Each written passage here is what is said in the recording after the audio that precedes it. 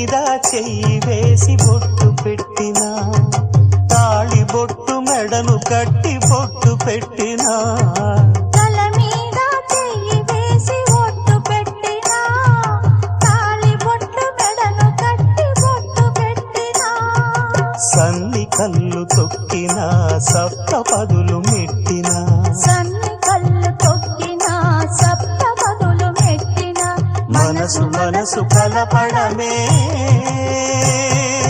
మంత్రం పరమార్థం. శ్రీరస్తు శుభమస్తు, శ్రీరస్తు శుభమస్తు. శ్రీకారం చుట్టుకుంది పెళ్లి పుస్తకం, ఇక ఆకారం దాచుతుంది స్వర్గ